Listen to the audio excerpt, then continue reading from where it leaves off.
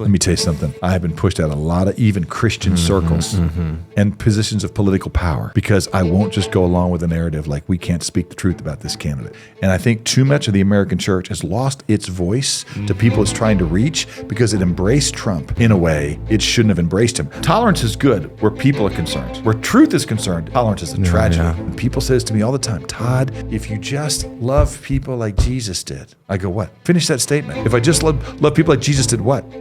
They'd nail me to a cross at 33. That's what. I listened to Tommy Nelson on the way back from a wedding. I just had hernia surgery, TMI. But I remember it so vividly because I was wrestling with this. Many. My first of three, unfortunately. I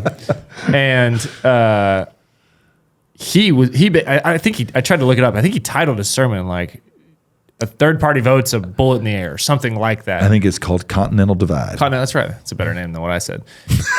Tommy thought so. Yeah. So he basically did say that though, like if you're voting third party, it's like shooting a bullet in the air. Yeah. And that, for me, personally convicted me. Yeah. Of where I was, and I say that I stood at the voting poll as a 19-year-old for 20 minutes and tried to figure out what to do. Yeah.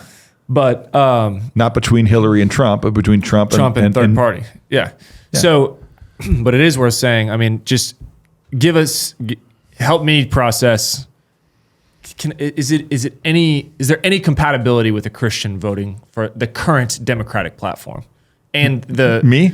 Okay, well, it just goes back to what I'm just going to tell you what I think. Yeah. Okay. I think there are, and I've said this, a lot, that there are single issue disqualifiers. Okay. Because a lot of people will say you can't be a single issue voter. I don't think it's right. I think you can. Meaning if the person is just pro-life, they earn your vote. Yeah, right. So I don't think there's a single issue that qualifies you. But there are single issues that disqualify you. So you married a wonderful, sweet young woman named Logan Garcia, right? And let's just say Logan loved you. Logan sought Jesus with all of her heart. I'm going to put this in quotes for a reason, okay? Logan wanted to be fruitful and multiply. Logan... which she has. Right. She's done a good job. Way to go, Logan. Keep it up. But she also has an affinity for mailmen and likes to... For what? Mailmen. And when they come and deliver the mail, she invites them in for a cup of tea and a little tea party. But all those other things I just said about Logan are great. I would just say, Logan, the fact that you continue to, and forgive me for this terrible illustration, have inappropriate relationships with male persons, okay, that's a single issue disqualifier. For sure.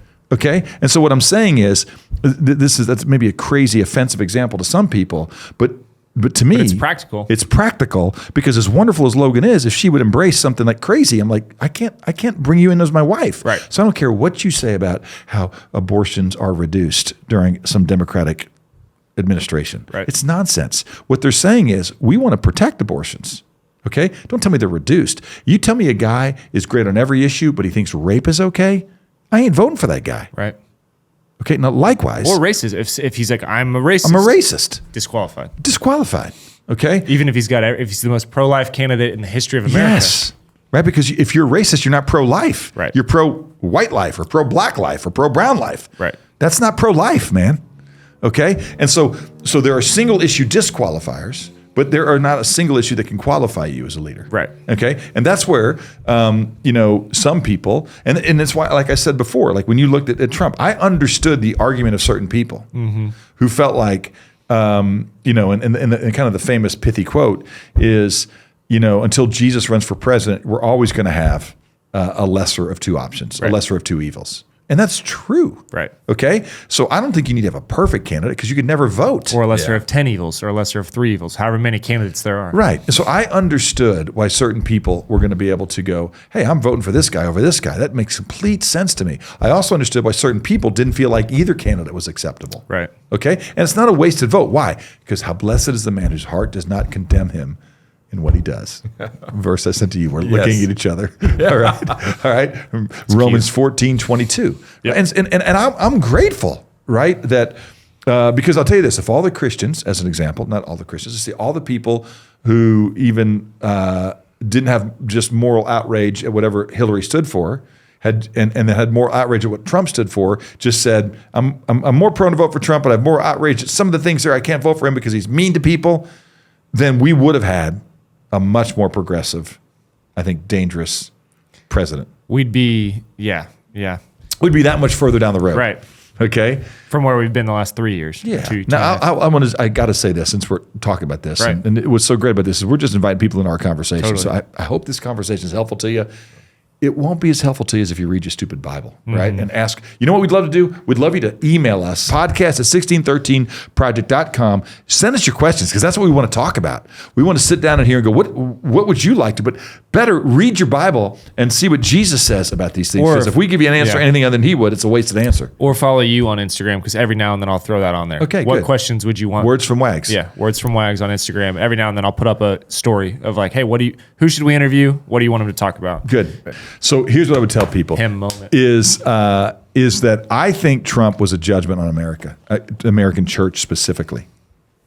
Right? People in the American church who think Trump was an answer to the American church's prayer. Let me just say this. I think the Trump administration did some things that I am eternally thankful for in our country. Okay? I wasn't very often thankful for President Trump and the way he did things. I just wasn't. I think he was divisive unnecessarily. I appreciate people that would say that, hey, you need to be a guy like Trump to stand up against the swamp and against the depth of the depravity and the darkness. You do need a strong leader. And I can respect that. Yes. You need a strong leader. But strength and pettiness and narcissism and childish behavior they're not necessarily, they have to be wed. And you're not necessarily calling Trump a narcissist.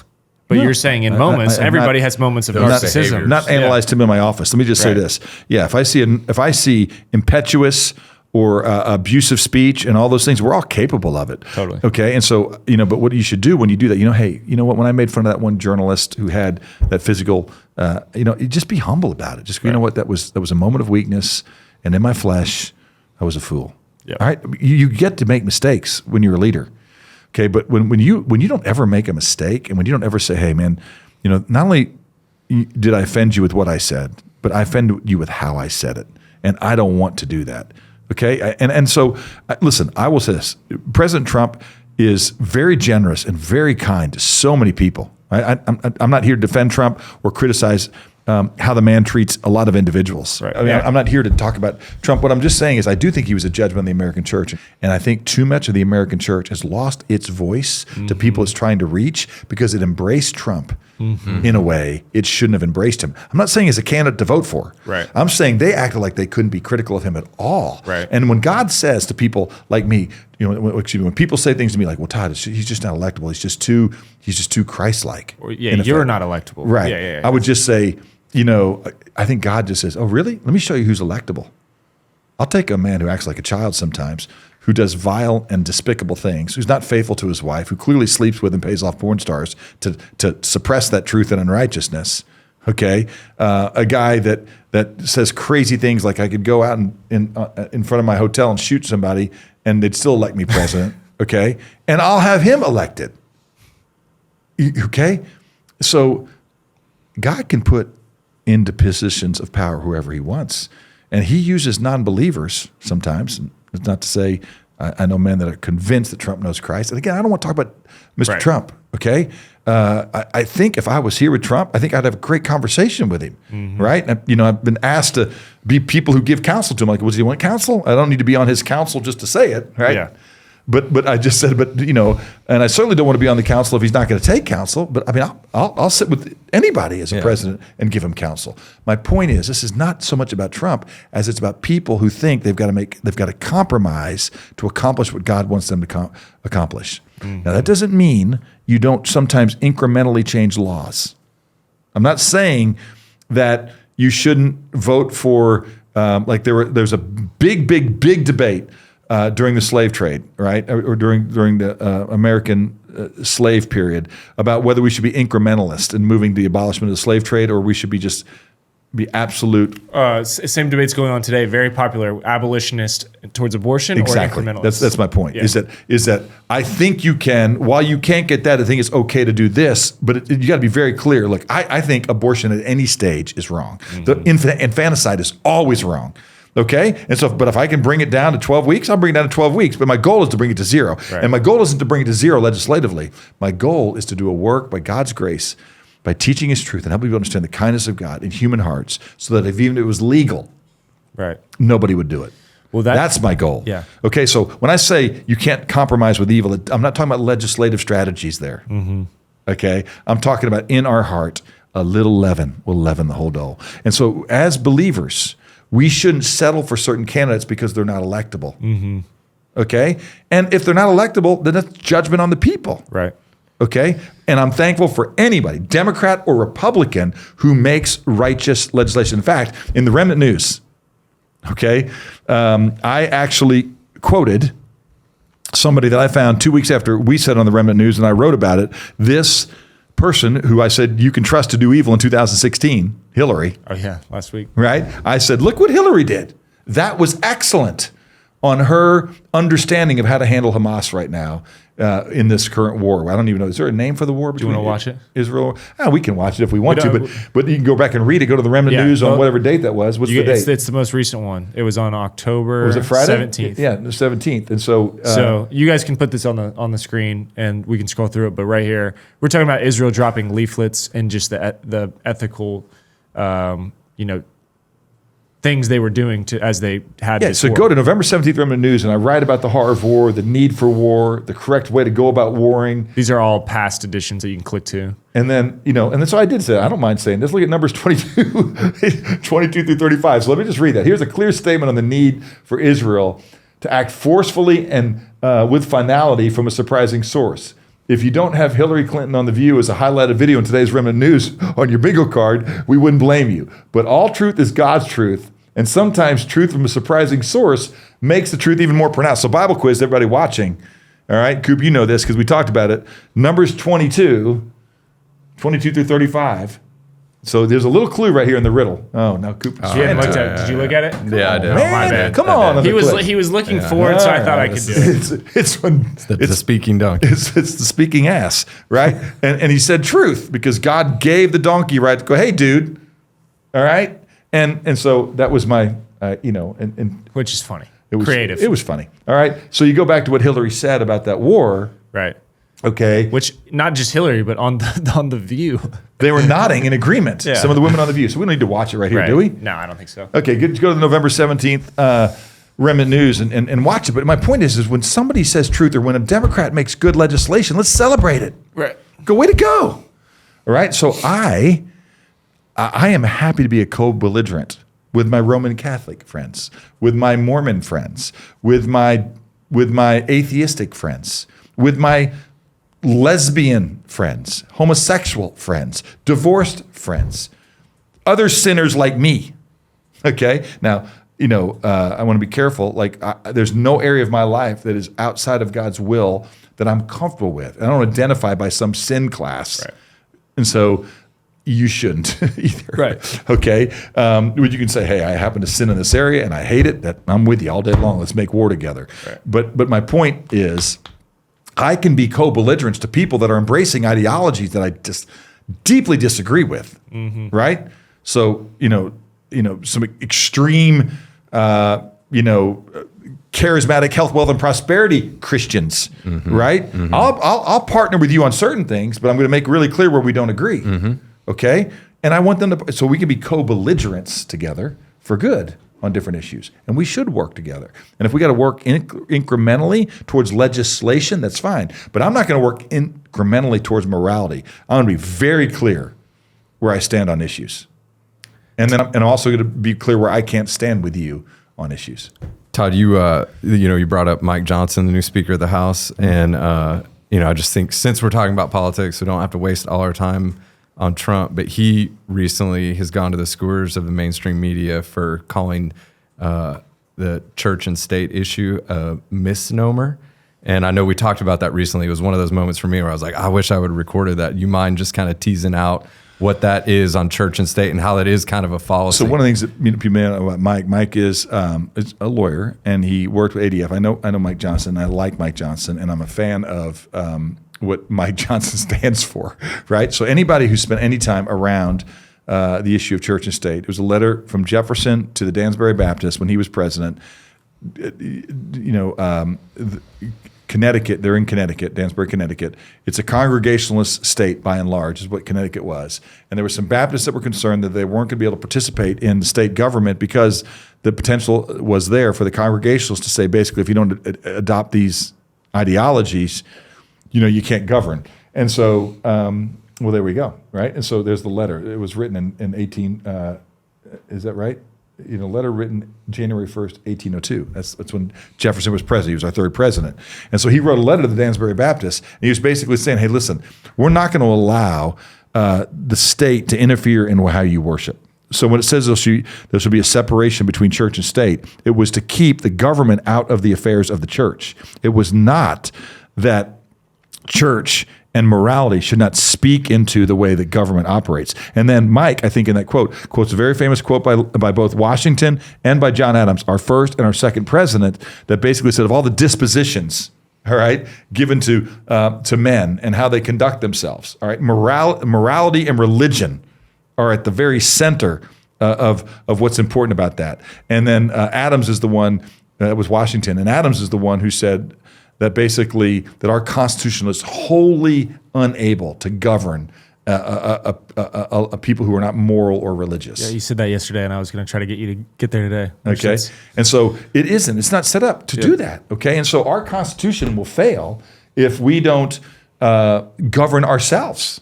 Mm-hmm. Okay, and that's basically what was going on. But when Jefferson wrote that, okay, he wasn't changing what's in our Constitution. So the very first amendment to our Constitution was the Bill of Rights, which says that government should make no law respecting religion or the free exercise thereof. It's what's called the Free Exercise Clause.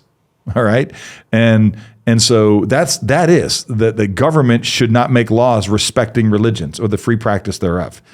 But the separation of church and state was just a letter from a president saying we're not going to let government interfere into the affairs of the church, but the church better interfere in the affairs of the government because it was the church that got rid of the horrors of the African slave trade. Mm-hmm. Okay, had we kept the church out of government, we'd probably still have slavery because it was men that sacrificed their lives, their fortunes, and their sacred honor, not just to free us from the oppression of King George, but from the oppression of the one who comes to steal, kill, and destroy. Mm-hmm. Okay, and so there's a reframing for you, 1619 Project people. Okay, you need to understand what the horror is not white men. The horror is man, whatever the color is, that does not embrace the truth of God. Yep. That's the horror. So that was a great question because August 7th, if you want to, you can go to mail.theremnantnews.org. And on August 7th, we wrote about the Louisiana passed a bill where the schools had to put "In God We Trust" back in it. Mm-hmm. So that's where you wrote 9 points on the idea of separation of church and state. And obviously it's not your full thoughts, but it's condensed and bullet pointed. Okay, what date is that? August 7th. So on August 7th of 2000, and just because you listen to this in the future, 23, I wrote down why a government should operate with the separation of church and state as an ideology. Right, which in point 4, the reason I brought that up is all of these, we linked to all this stuff. Both our first and second presidents affirmed that there was never any intention to keep religious people from affecting just government. Click on that first quote, because I paraphrased Washington. This is Washington. Here it is. Of all the dispositions, I use that word, and habits which lead to political prosperity, because I'm not right now trafficking a lot. I think Mike perfectly quoted this quote. I paraphrased it. But of all the dispositions and habits which lead to political prosperity, religion and morality are indispensable supports, right? That's what he quoted. And then actually go back and you get Adams' quote, which I think I did pretty much get almost right. Our Constitution was made only for a moral and religious people. It's wholly inadequate to the government of any other. Morality and virtue, he continued, are the foundations of our republic and necessary for a society to be free. And where do morality and virtue come from? It only comes from, and actually we wrote on that in the Remnant News recently. Bottom line, you can just read the Remnant News, you don't need to jump on this podcast. Right? That's really what the Remnant News is, 3 days a week. Which is why we are going to call it the Remnant Podcast as of now. So, rebranding, reframing, going all kinds of ways. Well, if you went to that's how you'd find it on YouTube right now. So, the Remnant with Todd Wagner. Is it? Yeah. All right. Well, there we go. So, let's pray that Todd Wagner is a part of the Remnant, because if he is, you spending time with me here will be useful to you as you continue to grow as a part of the Remnant. That's the goal of this, man. Yep. You don't need to hang out with me, all right? You need to hang out with Jesus. Mm-hmm. And if I'm hanging out with Jesus, then hanging out with me will help you. Okay, that's the best definition of discipleship, which is really what I want to do. I want to be a disciple maker. Yep. Okay, that's what we are. We're disciple makers. We're going and making disciples and teaching them to observe everything that he commanded. But this is Walt Hendrickson in the book, The Making of a Disciple. Disciples are made, not born. That's the book. Walt has a quote, I think it's in there, Hendrickson, that I would give him credit for, which is that basically that discipleship is having in your heart what's on the heart of God while you spend time with people you love. Simple little book, or just know this: be a disciple and be a disciple maker. And we hope when you hang out with us here on the Remnant podcast, right, with me and others, is that you get to hang out with people talking about truths from God's word and basically how to understand the times and teach God's commandments and precepts in Israel, right? To have knowledge of what Israel or the United States should do. That's our job. Yep. Todd, I can't help myself because when we were talking about Trump, we've already spent some time on that, so I'm not revisiting that. But when we were talking about it, we were talking about in the context of, retrospectively, let's say. And you were saying, hey, this impacted the church in a lot of ways negatively, and I think you're absolutely right. And it's because they put their hope in Trump. Well, in 2024, it looks like we're going to have a replay. And so what would you say to the American church now, as I think the most recent polling, this is per CNN, has Trump leading in 5 out of the 6 battleground states. Biden is the first incumbent to trail at this stage in the election. The media would have you believe that Obama was trailing at this stage in the election. Is just patently untrue. And so it's kind of looking like, oh, hey, you start, maybe the church starts to put their hope in Trump again. So we get an opportunity to revisit that issue, correct potentially a mistake that was made. So what do you say to the American church right now? 2024 comes around. Trump is the leading horse, and we're about to replay this thing again. Well, here's what I would tell you. You need to pray for all kings and those that are authority, right? With entreaties, prayers, and petitions with thanksgiving, right? We need to make sure prayers are made on behalf of all men. Why? So we might live quiet and tranquil lives, okay? Because when there is a law in a land that will say you're not able to speak biblical truth, you're not able to do biblical things, you cannot be quiet, and it will not be tranquil with you. You will suffer, right? And Christians, I would say, prepare to suffer. Okay, until more hearts are conformed into the will of God, there's going to be an increasing drift in our government away from supporting religious freedom. Okay, and I'm going to tell religious people who live in a relationship with God, you are not free to be disobedient to him. If you fear man more than God, then the church will be compromised. Okay, so what I would just say is we need to raise up our church to suffer. And we need to raise up our church to be faithful so that more hearts are won so we won't have to suffer. Okay? And so pray for the lost, love the lost, engage the lost, have discourse with them, point out error in your preferred candidate whenever you could, but make sure that you don't serve the Republican Party, the Democratic Party, and there's no question the platforms of those two are immensely different. And there are things in the Democratic platform that are absolutely unsupportable by people who profess a biblical view of Christianity. It is filled with single issue disqualifiers. Okay? Now you got to decide if that's true of these candidates over there. And you got to understand at the end of the day, you might have to choose a lesser of two evils. Because if nobody votes for this one, you're going to get that one. Or if nobody votes for that one, you're going to get this one. And what we should do is compete for the hearts of men. We should pray that men have wisdom. There are going to be some people who believe that it would be unrighteous to vote for the Republican candidate, and that's going to be, that non-vote is going to help this people. And there are going to be people who go, hey, it's not my preferred ultimate candidate, but it's the best candidate I have, and before God, I have a freedom to vote for them. And whoever is your president, you pray for them, you speak truth to them, and you suffer for God underneath them. So there's my counsel. Can we do a separate, I'm just noting this here, I think it'd be a really helpful separate podcast to just even talk about that idea, because I think on the idea of putting your hope in a political party or platform, it kind of all boils down to like power dynamics and Christians or people thinking we have to be in power to be impactful, when in reality, the church has almost thrived more without power. It's never going to be easier in America, okay, to speak the truth in love than it is today. It's going to get more and more expensive unless there's a major turning, unless the remnant rises up and the grace of God through the remnant floods into the hearts of more people. It will get easier again. Which is possible, and people have to believe it's that. why we're here. Yeah. It's why we want you to listen to this. Unlikely given what our master said. Well, let me say this. Eventually, okay? Yeah. I mean, I am going to advocate for good. I am not going to surrender ground. I'm never going to be a doomsday person. I'm never going to, but I will tell you, I look at the expectation of history, the trajectory of history is it's not going to get better. Yeah.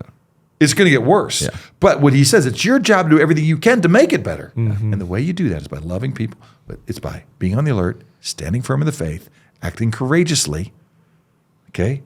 And being strong in the face of challenge, attack, and criticism, and let everything you do be done in love. And just like Paul said, hey, you want to kill me because I'm saying this? Kill me, all right? I mean, but for me to live is Christ. So I'm going to speak the truth to you, right? And to die is to gain, okay? It's better for you that I remain, better for me that I go. So, but while I'm here, Christian, okay, while you're here, do the work of an evangelist. Speak the truth in love. Awake from your stupor. Don't be like that person who said, well, I just want them to leave me alone. They will not leave you alone for long. Eventually, they will come to your door, okay? And that's why God wants you outside your door, in the streets, loving people, engaging them in meaningful relationships, and proposing a better way. Mm-hmm. When Christians will do that, okay, and we'll start to call crazy crazy. Yep. And we won't just say that, look, old tolerance used to be, and I think tolerance is good, where people are concerned. Where truth is concerned, tolerance is a tragedy. Yeah. Mm-hmm. Okay? It's the ultimate, the distortion of truth is where the fall started. Yeah, so old tolerance used to be every idea gets an equal hearing. New tolerance is every idea is equally true. And we cannot tolerate new tolerance. That's an attack on the pillar But of is truth. there a third tolerance? Because now tolerance, it's basically like accept my new truth, which I feel like. Well, yeah, that's what I mean. Like you do you. You like. But that's not even true because now I'm saying now tolerance from the left is it's non-tolerant. Wait, they are intolerant. Yeah. Okay, that's what I'm saying is that they're now saying is you can't say what you think. Yeah, it's not even you do you. It's you do us or. Yeah, there's a progression that always works that way. Hey, would just let us alone? What do you care what I do in my bedroom? Right? To, hey, you need to say what's in my bedroom is okay. To, hey, if you don't support what I'm doing in my bedroom, you're dangerous. That's what always happens. Yep. And I hate to make it all about sex and that. But that's sexual revolution. Yeah, it is certainly, the elevation of that. I mean, and where we're headed, what it seems like is even to is not just in the LGBTQIA alphabet. It seems like it's leading to circling back to kids in schools to minor attracted persons and normalizing pedophilia. Like it just doesn't end. Well, it won't. And this is this whole slippery slope argument. Come on, it's not going to happen. Are you out of your mind? And what I'm just saying is the littlest takes us all the way back to the beginning of this podcast. Which, if you're still with us, let me know, and we'll send you a remnant sticker or something, because good for remnant you. Of endurance. I hope people will. There's a stat that people stick with. If they start a podcast, 75% of people finish it. Well, way to be a part of the 75% then. So. But I think, go back to the very beginning of this podcast, which is a little leaven leavens the whole dough. It does, bro. It just isn't happy. It's going to teach. I remember years ago, I drove by back when churches used to have those marquees and they'd put little silly sayings on there. I remember one. It was so silly. I was embarrassed by it, but it's true. And it said, hey, give Satan an inch and it won't be long before he's a ruler. Okay? And I'm just telling you, man, that's what he does. Well, the Pharisees, they it's not like they were bringing in some lightning rod of mistruth. It was that they were some of the most knowledgeable men on the planet when it comes to the law and the Torah. So be on the alert. Stand firm in the faith. Christian, that's your job. You can be loving and just go ahead, disagree with you. The death of discourse is what's killing our country. Not just the death of discourse, but the inability to sit in a reasoned and kind way. And talk. And let me just tell you something.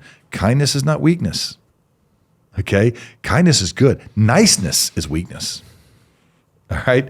Niceness is weakness. We're not called to be nice. Thou shalt not be nice is not the 11th commandment.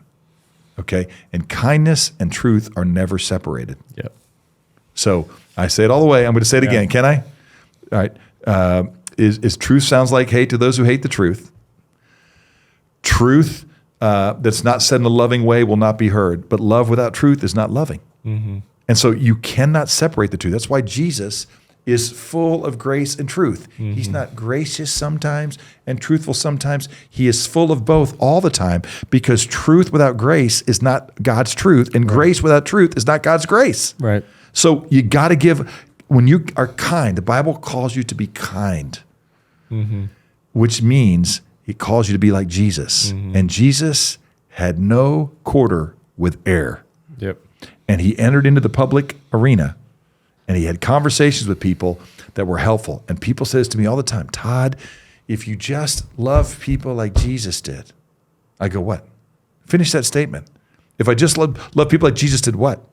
They'd nail me to a cross at 33. That's what. And I'm 60. That means I'm 27 years way too congenial. And obviously there's problems with that, because God didn't ordain me to die at 33 like he did him. But while I'm here, I want to give him more of Jesus. My problem is not that I'm not loving people like Jesus. My problem is I don't love people like Jesus enough.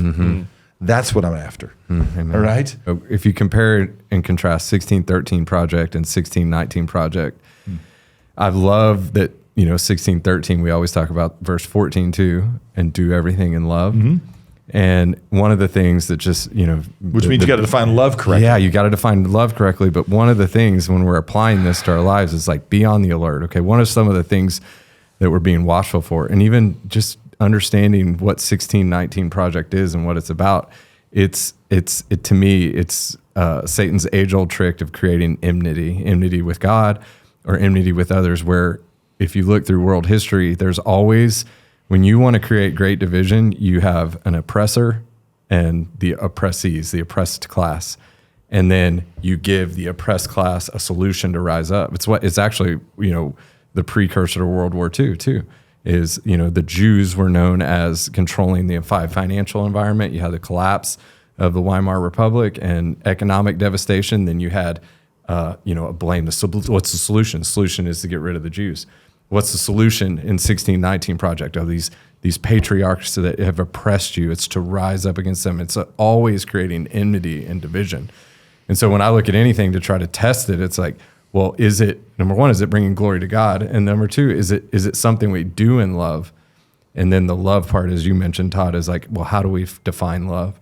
And to me, hearkening back to Jefferson earlier in the podcast, is if you do something that compromises love or truth, it is not loving at all. And you should go all the way to the dirt with that, but meaning go all the way to death with that, to fear the one that can destroy, not the body, but the one that can destroy the soul. Yep. And that's how you honor God, is if you have the opportunity ever to boldly proclaim the truth, I pray that you do it. I pray that you have clarity and courage, and that you have the Lord's courage to do it and to share it.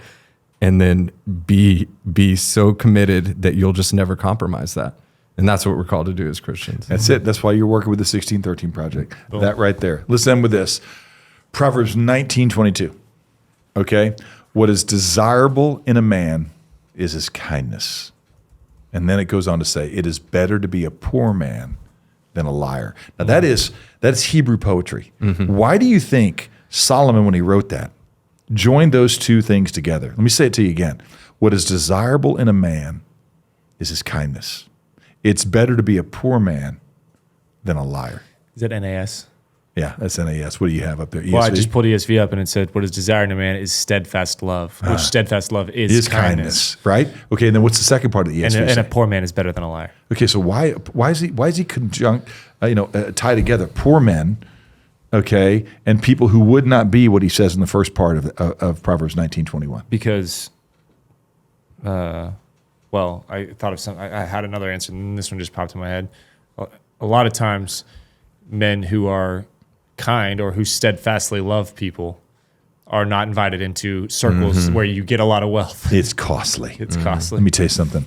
I have been pushed out of a lot of even Christian circles and positions of political power, because I won't just go along with a narrative like we can't speak the truth about this candidate. Okay, or we can't say this about, our side. Okay, I will tell you, I've been pushed out of places I love and people I love because they go, I just don't want to go there. And steadfast love can make you poor. Okay, in this world, but that's better than being a liar. Which is, I'm going to swallow it. I'm going to hold my tongue and not tell you the truth because I love me some prosperity. I love me this country club. I Or love some me. affirmation of men. I love me this board. I love me this. And I'm just telling you, when people just say to me all the time, well, Todd, you just, I mean, did you have to go there? I'm like, well, did Jesus go there? And it gets back to this whole thing of, well, gosh, if you just loved him like Jesus, if you love him like Jesus, it's going to be costly. And so Jesus was poor in terms of how the world celebrated him on Friday, but he was rich in the way that Sunday told the story. Amen. And I'm telling you, it's going to be costly, and you might be poor in what the world offers you, poor in terms of popularity and being celebrated, but don't be a liar because God hates liars. Liars go to hell. If you don't testify me before men, I will not testify you before the Father. Christian, it's time to step up. Okay? Be on the alert, stand firm in the faith, act like men, act courageously. Be strong and let all you do be done in love. What is desirable in a man is his kindness, his steadfast love. And it's better to be rejected for that than to be a liar. So there's the podcast. It's good. Love it. Love it. Me too. Hey, great to be with you. Yep. Thank you, JD. Thank you, Jake. Thank you for listening.